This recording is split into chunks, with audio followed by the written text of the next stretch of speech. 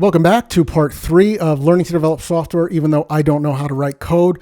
And why would I bother, honestly, developing an app that works with PDFs when we already have so many free and paid options available? It's a waste of time, right? Let's take Adobe Acrobat Reader, for example, the world's most trusted free PDF viewer, although I could have sworn that was Chrome by now. If you install the desktop version of this application on either your Mac or Windows machine, when you install it, it will place several root level components on your machine that will phone home to Adobe to check for updates, but it will do that forever, including if you uninstall Adobe Acrobat Reader. Those components will never be uninstalled unless you know where and how to look for them.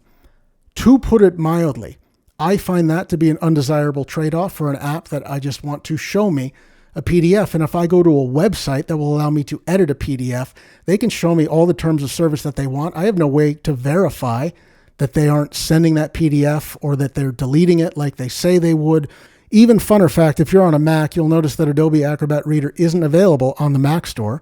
And that's because it doesn't meet Apple's sandboxing requirements. If you don't know what a sandbox requirement is, it means if you want to distribute an app through the Mac Store, your app can only use the minimum amount of permissions that it needs to function, meaning I can't list a calculator through here and then have it request access to your camera. And they are strict. They rejected my app on the first try, which collects no data, transmits no data, requests no permissions, but I had the default save folder set to downloads. And they said, nope, you can't do that. You don't need that for your app to function, so you need to change that or remove it, or we're not going to approve your app. And this is just for my own amusement. If you go to Adobe's site and read their terms and conditions right now, their licensing agreement, it's like over 10 years old. They talk about Flash Player, Shockwave. This software doesn't exist anymore. And if you want, you can ask your AI buddy or go search like a real human to view any of the breaches that PDF software has. And I just think it's neat.